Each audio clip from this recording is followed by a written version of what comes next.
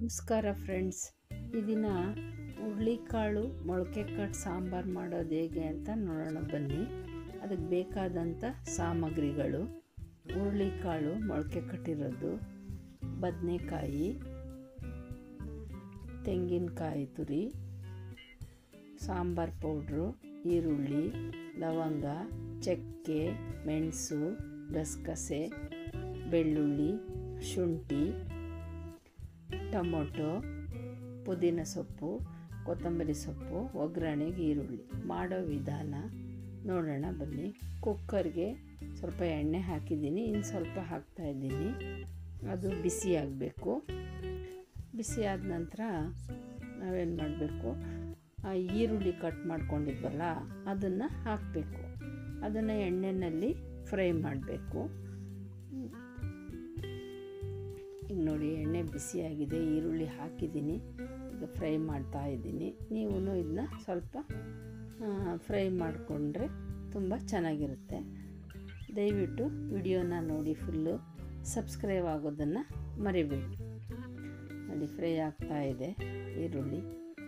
ಈಗ ನಾವು ತಗೊಂಡಿದ್ವಲ್ಲ ಕಾಳು, ಹುರುಳಿಕಾಳು ಮತ್ತು ಹೆಸರು ಕಾಳು ಎರಡನ್ನೂ ಎಣ್ಣೆಗೆ ಹಾಕ್ತಾಯಿದ್ದೀನಿ. ಅದನ್ನು ಕೂಡ ಸ್ವಲ್ಪ ಫ್ರೈ ಮಾಡ್ಕೋಬೇಕು ಎಣ್ಣೆಯಲ್ಲಿ. ಏಕೆ ಅಂದರೆ ಇದರಲ್ಲಿ ಹಸಿ ವಾಸನೆ ಇರುತ್ತೆ ಕಾಳಲ್ಲಿ, ಆದ್ದರಿಂದ ಅದು ಎಲ್ಲ ಹೋಗಿ ಘಮ ಬರಬೇಕು. ಆವಾಗ ಸಾಂಬಾರು ತುಂಬ ರುಚಿಯಾಗಿರುತ್ತೆ. ನೋಡಿ, ಈ ಥರ ಫ್ರೈ ಮಾಡಬೇಕು. ಈಗ ಅಷ್ಟರಲ್ಲಿ ಫ್ರೈ ಆಗ್ತಾ ಇರುತ್ತೆ. ಸ್ವಲ್ಪ ಮಸಾಲೆನ ರುಬ್ಕೊಳ್ಳೋಣ ಬನ್ನಿ.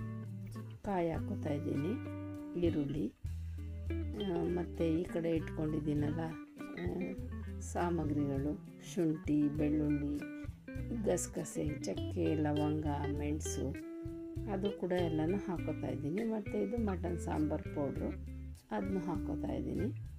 ಇದು ನಿಮ್ಮ ಮನೇಲಿಲ್ಲ ಅಂದರೆ 1 ಸ್ಪೂನ್ ಚಿಲ್ಲಿ ಪೌಡ್ರು, 2 ಸ್ಪೂನ್ ಧನಿಯಾ ಪೌಡ್ರು, ಸ್ವಲ್ಪ ಅರಿಶಿಣದ ಪುಡಿ, ಸ್ವಲ್ಪ ಹುರ್ಗಡ್ಲೆ ಹಾಕಿ ರುಬ್ಕೊಂಡು, ಈ ಸಾಮಾನುಗಳೆಲ್ಲ ಹಾಕ್ಕೊಂಡು ರುಬ್ಕೊಂಡ್ರೆ ಸಾಂಬಾರು ಇದೇ ಥರ ಬರುತ್ತೆ. ನಾನು ಈಗ ಅದಕ್ಕೆ ಸ್ವಲ್ಪ ಟೊಮೊಟೊ ಹಣ್ಣು, ಕೊತ್ತಂಬರಿ ಸೊಪ್ಪು, ಪುದೀನ ಸೊಪ್ಪು, ಟೊಮೊಟೊ ಹಣ್ಣು ಹಾಕೋತಾ ಇದ್ದೀನಿ. ಸ್ವಲ್ಪ ನೀರು ಹಾಕ್ಕೊಂಡು ಚೆನ್ನಾಗಿ ನುಣ್ಣಗೆ ಪೇಸ್ಟ್ ಮಾಡ್ಕೋಬೇಕು. ಇದನ್ನ ನುಣ್ಣಗಾಗಬೇಕು ಪೇಸ್ಟು. ಈಗ ಕಾಳೆಲ್ಲ ಫ್ರೈ ಆಗಿದೆ. ಈಗ ಬದನೆಕಾಯಿ ಹೆಚ್ಕೊಂಡಿದ್ನಲ್ಲ ಅದನ್ನು ಕೂಡ ನಾವು ಎಣ್ಣೆಯಲ್ಲಿ ಫ್ರೈ ಮಾಡಬೇಕು. ಅದಕ್ಕೋಸ್ಕರ ಬದನೆಕಾಯಿ ಹಾಕ್ತಾಯಿದ್ದೀನಿ. ಕೆಲವರು ಬದನೆಕಾಯಿನ ಮಸಾಲೆ ಎಲ್ಲ ಹಾಕಿದ್ಮೇಲೆ ಹಾಕ್ತಾರೆ. ಅದಕ್ಕಿಂತ ಈ ಥರ ಎಣ್ಣೆಯಲ್ಲಿ ಹುರಿದು ಮಸಾಲೆ ಹಾಕಿ ಮಾಡೋದ್ರಿಂದ ಮೊಳಕೆ ಕಟ್ಟು ಸಾಂಬಾರು ತುಂಬ ರುಚಿಯಾಗಿರುತ್ತೆ. ಇದಕ್ಕೆ ಆಲೂಗೆಡ್ಡೆ ಬೇಕಾದರೂ ಸೇರಿಸ್ಬೋದು ನೀವು. ನಾನು ಆಲೂಗೆಡ್ಡೆ ಹಾಕ್ತಾಯಿಲ್ಲ. ಇದು ಫ್ರೈ ಆಗಿದೆ. ಈಗ ರುಬ್ಕೊಂಡಿರೋವಂಥ ಮಸಾಲೆನ ಸೇರಿಸ್ತಾ ಇದ್ದೀನಿ. ಸ್ವಲ್ಪ ಅದಕ್ಕೆ ಎಷ್ಟು ಬೇಕು ಸ್ವಲ್ಪ ನೀರು ಹಾಕ್ತಾಯಿದ್ದೀನಿ.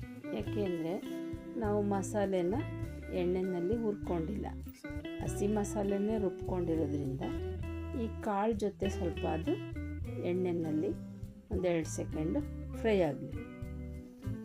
ಫ್ರೈ ಆದಮೇಲೆ ಆ ಸಾಂಬಾರು ಟೇಸ್ಟೇ ತುಂಬ ಚೆನ್ನಾಗಿರುತ್ತೆ.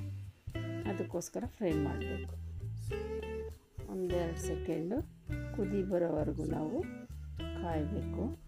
ಕುದಿ ಬಂದ ನಂತರ ನೋಡಿ, ಈಗ ಕುದೀತಾ ಇದೆ. ನೋಡಿ, ಕಾಳೆಲ್ಲ ಕುದೀತಾ. ಇದೇ ಥರ ನೀವು ಸಾಂಬಾರು ಮಾಡಿಕೊಂಡ್ರೆ ಕೂಗಿಸ್ಕೊಂಡು ಚಪಾತಿಗೆ, ಮುದ್ದೆಗೆ, ದೋಸೆಗೆಲ್ಲ ಚೆನ್ನಾಗಿರುತ್ತೆ. ಬಟ್ ನಾನು ನೀರು ಹಾಕೋತಾ ಇದ್ದೀನಿ. ಅನ್ನಕ್ಕೆ ಮುದ್ದೆಗೆ ಆಗಬೇಕಲ್ಲ, ಅದಕ್ಕೆ ಸ್ವಲ್ಪ ನೀರನ್ನ ಸೇರಿಸ್ತಾ ಇದ್ದೀನಿ. ನಿಮಗೆ ಎಷ್ಟು ಗಟ್ಟಿ ಬೇಕೋ ಅಷ್ಟನ್ನು ನೀವು ಮಾಡ್ಕೊಳ್ಳಿ. ತೆಳು ಬೇಕು ಅಂದರೆ ನೀರು ಹಾಕ್ಕೊಳ್ಳಿ, ಗಟ್ಟಿ ಬೇಕು ಅಂದರೆ ಅದೇ ಮೊದಲೇ ತೋರಿಸಿದ್ನಲ್ಲ ಆ ಥರದಲ್ಲಿ ನೀವು ಮಾಡ್ಕೋಬೋದು. ನೋಡಿ, ಈ ಥರ ಇಷ್ಟು ತೆಳುವಾಗಿದ್ದರೆ ಸಾಕು. ಮುದ್ದೆಗೆ ಮತ್ತು ಅನ್ನಕ್ಕೆ ತುಂಬ ರುಚಿಯಾಗಿರುತ್ತೆ. ಈಗ ರುಚಿಗೆ ತಕ್ಕಷ್ಟು ಉಪ್ಪು ಹಾಕೋಣ. ನಾನು ಕೈ ಅಳತೆನಲ್ಲಿ ಹಾಕ್ತೀನಿ, ನೀವು ನಿಮ್ಗೆ ಎಷ್ಟು ರುಚಿ ಬೇಕೋ ಅಷ್ಟು ಹಾಕಬೇಕು. ಅದಾದ ನಂತರ ಕುಕ್ಕರ್ ಮುಚ್ಚಿಬಿಟ್ಟು 2 ವಿಸಲ್ಲು ಕೂಗಿಸ್ಕೊಳ್ಳೋಣ. ಅದು ಸ್ವಲ್ಪ ಕಾಳುಗಳೆಲ್ಲ ಬೇಯಬೇಕಲ್ವ, ಆದ್ದರಿಂದ 2 ವಿಸಲ್ ಕೂಗಿಸ್ಕೊಳ್ಳೋಣ. ಕೂಗಾಗಿದೆ, ಸಾಂಬಾರು ರೆಡಿಯಾಗಿದೆ. ನೋಡಿ ಎಷ್ಟು ಚೆನ್ನಾಗಿದೆ. ಈಗ ನಾವು ಇದಕ್ಕೆ ನೋಡಿ ಕಾಳೆಲ್ಲ ಬೆಂದೈತೆ, ತುಂಬ ಚೆನ್ನಾಗಿದೆ. ಮೊಳಕೆ ಕಟ್ಟು ಸಾಂಬಾರು ಮಟನ್ ಸಾಂಬಾರಿಗಿಂತ ತುಂಬ ರುಚಿಯಾಗಿರುತ್ತೆ. ಈಗ ನಾನು ತಟ್ಟೆಗೆ ಅನ್ನ ಹಾಕ್ಕೋತಾ ಇದ್ದೀನಿ. ಅನ್ನ ಹಾಕ್ಕೊಂಡು ಸಾಂಬಾರು ಹಾಕ್ಕೊಂಡು ತಿಂತಾಯಿದ್ರೆ ಇನ್ನೂ ತಿನ್ನಬೇಕು ಅಂತ ಅನ್ನಿಸ್ತಾ ಇರುತ್ತೆ. ನೋಡಿ ಸಾಂಬಾರು ಹಾಕ್ಕೊಂಡಿದ್ದೀನಿ. ನೀವು ಮಾಡಿ ರುಚಿ ನೋಡಿ ಕಮೆಂಟ್ ಮಾಡಿ. ನೋಡಿ ಎಷ್ಟು ಚೆನ್ನಾಗಿದೆ. ಇನ್ನು ಸ್ವಲ್ಪ ಸಾಂಬಾರು ಹಾಕ್ಕೋತಾ ಇದ್ದೀನಿ ನಾನು. ಸಾಂಬಾರು ಹಾಕ್ಕೊಂಡು ಸಾಂಬಾರು ಸಾಕಾಗಲ್ಲ ಹಾಕ್ಕೋತಾ ಇದ್ದೀನಿ. ನೋಡಿ ಸಾಂಬಾರು ಎಷ್ಟು ತುಂಬ ಚೆನ್ನಾಗಿ ಬಂದಿದೆ. ಮಟನ್ ಸಾರೇ ಬೇಡಿ ಸ್ನೇಹಿತರೆ, ಈ ಥರ ಮಾಡ್ಕೊಂಡು ಊಟ ಮಾಡಿ. ತುಂಬ ರುಚಿಯಾಗಿದೆ. ಕಾಳೆಲ್ಲ ಬೆಂದಿದೆ. ಊಟ ಮಾಡ್ತಾಯಿದ್ದೀನಿ. Super. Thank you for watching.